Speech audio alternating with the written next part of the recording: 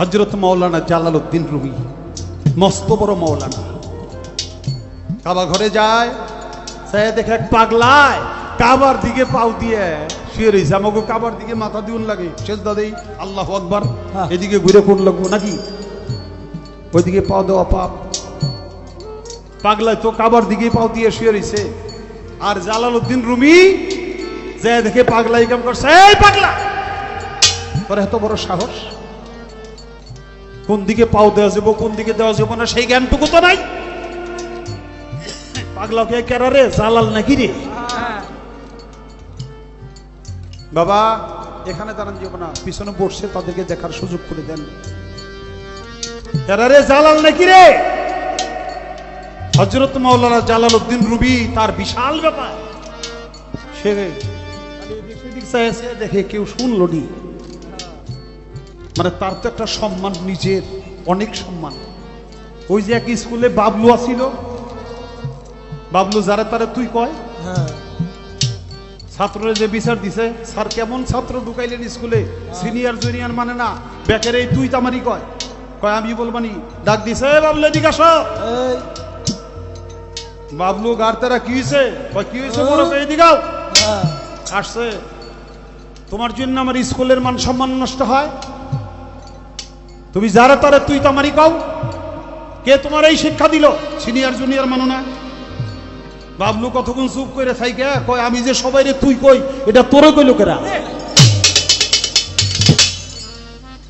Master কয়, হারামজাদা তোরে এই ডাইসেরি, মানে ও এই ডাইসেরি কি কই বল, যা।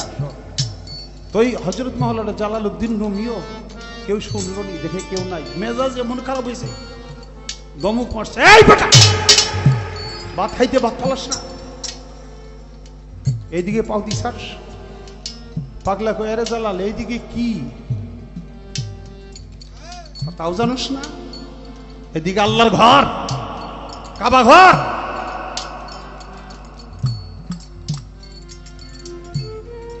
পাগলাই তারে বইসা বলে, জালাল রে আমার একটা কথার জবাব দিবি, এই ঘরটাই বড় না এই ঘরের যে মালিক সে বড়? জালালউদ্দিন রুমি এত বড় জ্ঞানী লোক, কথাটা শুনে যেমন তার মাথার তার ছিঁড়ে গেছে, ঠাস হয়ে বসে। পাগল রে, তুই তো কথাটা খুব দামি প্রশ্ন করছাস, অবশ্যই ঘরের চাইতে ঘরের মালিক অনেক বড়। আরে জালাল, ঘরের দিকে পাও দিছি তাই তুই এত রাগ করলি, আর যদি মালিকের দিকে পাও দেই তাইলে তো তুই আমার থুবি না। আমি তো মুখ্য সূক্ষ্ম মানুষ, কিছু বুঝি না জানি না, আমার পাও দুইটা ওই দিকে ঘুরে দে যেদিকে ওই ঘরের মালিক নাই, আমার পাও দুইটা ওই দিকে ঘুরে থুয়ে যায়। জালালউদ্দিন রুমি পাগল হয়ে গেছে, হায় হায় পাগলা কি শুনাইলো, আলা কুল্লি শাইইন মুহিতুল আলা কুল্লি শাইইন কাদির, আল্লাহ সর্ব জায়গায় বিরাজমান, উপরে নিচে ডাইনে বামে আগে পিছে সব জায়গায় আছে, সর্বক্ষমতার অধিকারী আল্লাহ। কোন দিকে পাগলের পাও ঘুরাবো? পাগলের পায়ের কাছে বসে বসে, পাগল রে সারা জীবন কোরআন রিসার্চ করলাম, এই কথাটা পড়ছি, কিন্তু কখনো কেন করে দেখি নাই যে সব দিকে আল্লাহ, কোন দিকে পাও দিব। তুই এই জ্ঞান কোত্থেকে পাইলি? বসছে পাগলা কয়ে, হেরে জ্বালা তোর কেত লাই কি, বগল আবার কিতাব, তোর কেত লাই কি, কয় তুমি বুঝবে না, এটা আমার কিতাব, কর নাই বা বুঝলাম, দেশ না তোর কিতাব জন একটু দেখি। কিতাবটা লইছে, একটু আতা এটাতে পানির মধ্যে ফেলে দিছে। মাওলানা জালালউদ্দিন রুমি চিৎকার দিচ্ছে, পাগল তুই করলি কি? আমার সারা জীবনের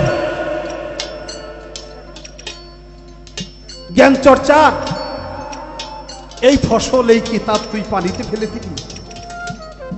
তোর কিতাব না কইলি? কয় হ্যাঁ। তোর কিতাব হইলে ডাক দে, তোর কিতাব তোর কথা শুনবো না, আমি ভালাইছি তোর কিতাব ডাক দে, দিয়ে আসেনি। জালালউদ্দিন রুমি কয়, দেখছাস পাগলে কি না কয় আর ছাগলে কি না খায়। না খায়। কাগজের কিতাব, এইটা কোনদিন কথা শুনে? এটা কি হাঁটার কায়দা আছে, আসার কায়দা আছে? পাগলায় কয়, জালাল রে শোন একটা কথা কই, পাগলে সব কয় কিন্তু পাগলে কোনদিন মিথ্যা কথা কয় না। ওই যে পাগলে কি না কয়, সব কয় কিন্তু মিথ্যা কথা কয় না। ছাগলে সব খায় কিন্তু ছাগল কোনদিন ঘুষ সুদ খায় না। তোর মতো মৌলানা গোছিয়ে পাগল আর ছাগল অনেক ভালো। দেখি তোর কথা শুনে না আমার কথা শুনেনি। এই কিতাব আমি তোকে ফেলছি, তুই আমার হাতে চলে আয়। বলার সাথে সাথে কিতাবের ভিতরে যেমন প্রাণ পাখি চলে গেছে লাফাইতে লাফাইতে, কিতাবটা ওই পাগলার হাতে উঠছে। জালালউদ্দিন রুমি দেখে পাগল হয়ে গেছে। কানে জালাল তোর কিতাব ঠিক আছে নি দেখ। কিতাব থুইয়া পাগলের পাও দুইটা জড়ায় ধরছে। সে পাগল রে, আমারে মুরিদ না করে তুই যাইতে পারবি না, আমারে মুরিদ কর। পাগলাই বলে মুরিদ করে, মুরিদ অতই সুজা? হ্যাঁ কইলি আর মুরিদ করুম? কয় না, আমার এই জ্ঞান দিতেইব, আমার এই জ্ঞান, আপনার এই জ্ঞান, আমার এই ক্ষুদ্র ভান্ডে আপনার দান করতে হবে। আরে তোর ভিতরে শরীয়তের সব এলেম দিয়ে ভরা, আমার এই বেলায়েতের এলেম, মারফতি এলেম রাখার মতো জায়গা তোর ভিতরে আমি খুঁজেই পাই না। কলস ভরা যদি পানি থাকে ওই কলসে দুধ রাখা যায় না। পানি ফালায় দিয়ে খালি করে তারপরে না রাখতে হবে। পাও ছাড়ে না, কয় না মুরিদ না করে আপনি যেতে পারবেন না, আমার মুরিদ করতে হবে। কয় পাগলাই কয় সারা জীবন কিতাব লেখছাস কিসের উপরে? কয় মদের বিরুদ্ধে, নেশার বিরুদ্ধে, আর একটা হলো নারীদের পর্দার উপরে। কয় প্রথম কাজটাই তোর করুন লাগবো, আমার এক বোতল মদ এনে দিবি, আমি খামু, তারপরে তোর মুরিদ করুম, তুই পারবি?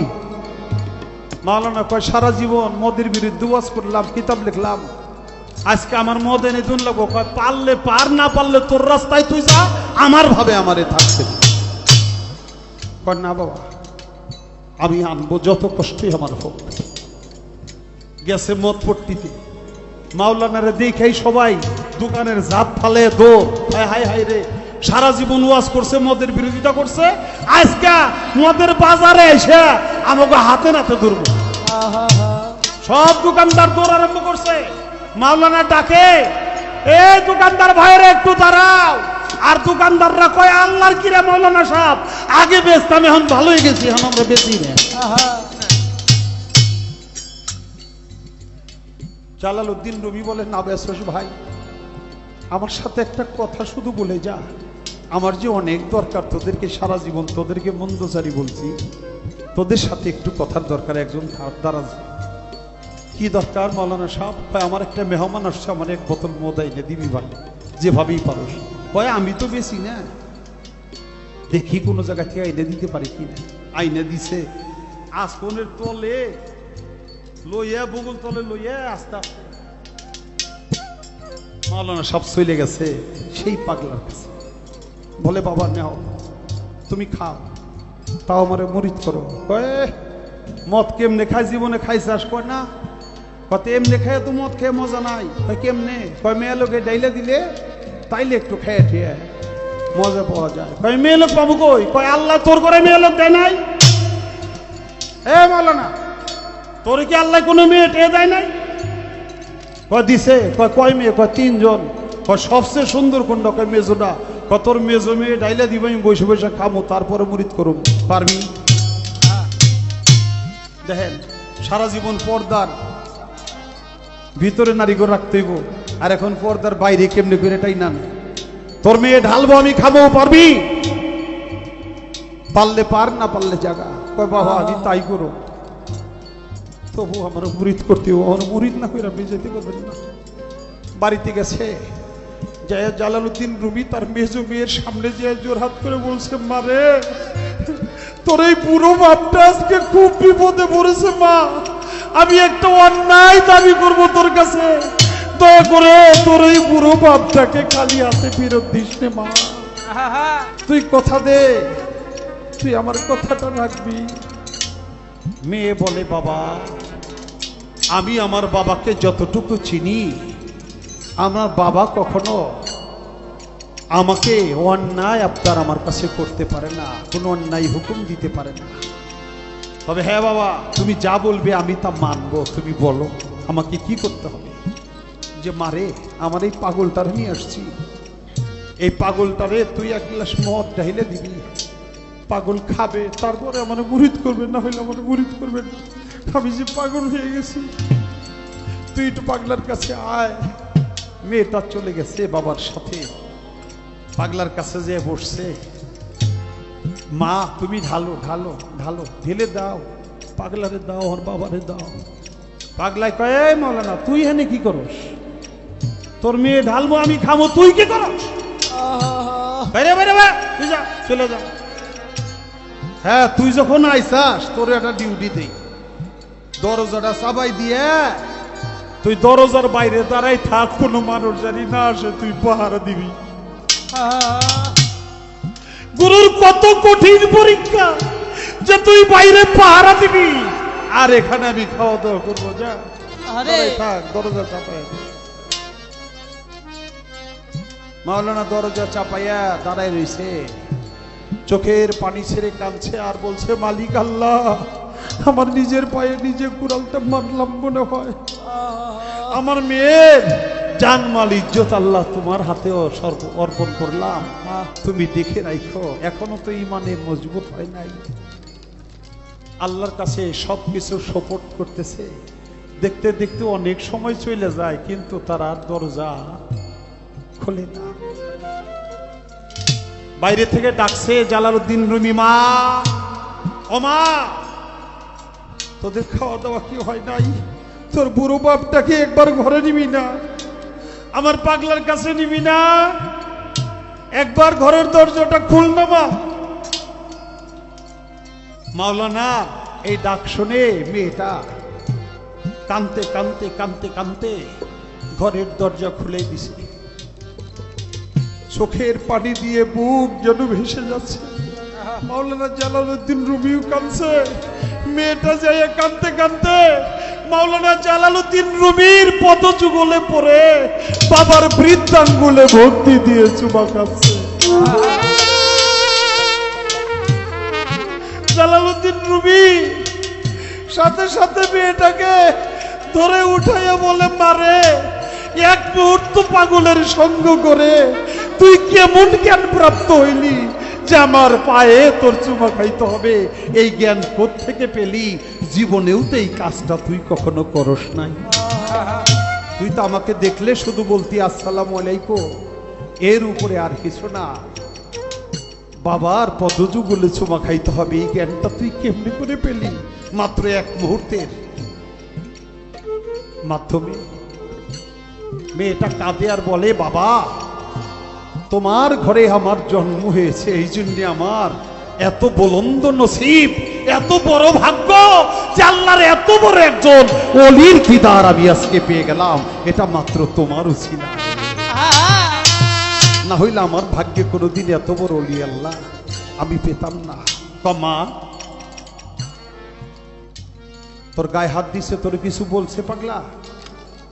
তোর কোনো অসম্মান হয়েছে? মেয়েটা কাঁদছে আর বলছে, বাবা আমি, তুমি ঘর থেকে যখন বাহিরে আসছো পাগল চক্ষু দুটি বন্ধ করে ন্যাস্তম্বক দমে টান মেরে শূন্যে বসবাস করছে, একবার আমার দিকে তাকাইও দেখলো না। বিধলা না, আর মদের বোতল তো যেমনি ছিল অমনি রয়ে গেছে, ওটা স্পর্শও করে নাই। দৌড় দিয়া মাওলানা ঘরে যাইয়া পাগলের পাও দুইটা চড়ে ধরছে। বাবা আমারে কি এখন মুরিদ করা যায়? পাগল বলে, হ্যাঁ এই মাত্র তোকে মুরিদ করার, তুই মুরিদ হওয়ার উপযুক্ত হইলি। তোর ভিতরে যে এলেমের অহংকার ছিল সেই শরীয়তের এলেমগুলো আমি ভিতর থেকে ধুয়ে মুছে তোর ভাণ্ডটা খালি করছি, এখন আমার বেলায়েতের এলেম তোর ভিতরে দেওয়া যাবে। তখন তারে মুরিদ করলো।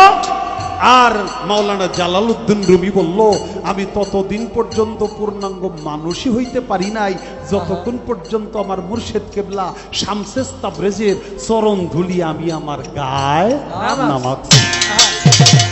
মুর্শিদের তাওয়াক্কা লইয়া কোন ঘরে বসো যায়, মুর্শিদের তাওয়াক্কা লইয়া মুর্শিদের তাওয়াক্কা লইয়া বেগম ঘরে বসো যায়। কলব যাবে জানি হইয়া, কলব যাবে জানি হইয়া, কলব যাবে জানি হইয়া, সামনে দেখবি আলেম গাইয়া, আলেম দেখাই আলেম হয় না গাইবি,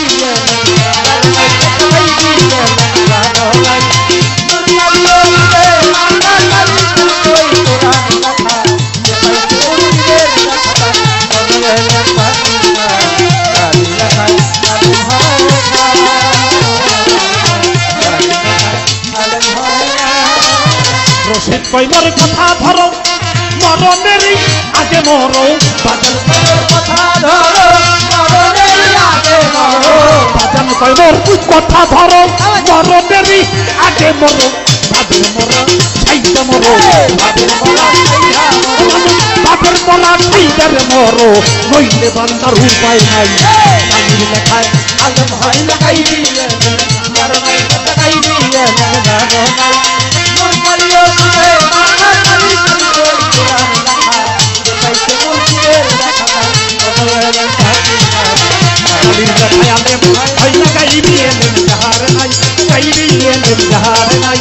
মুরকালিও সুরে মাথা কালির কালিতে কোরআন লেখা, যে পাইছে ইমান সার দেখা, কোনো এলেম বাকি নাই। কালির লেখায় আলেম হয় না গাইবি, এলেম যাহার নাই। মুরকালিও সুরে মাথা কালির কালিতে কোরআন লেখা, যে পাইছে রহিম সার দেখা, তার কোনো এলেম বাকি নাই। কালির লেখায় আলেম হয় না গো ভাইরে, কালির লেখায় আলেম হয় না।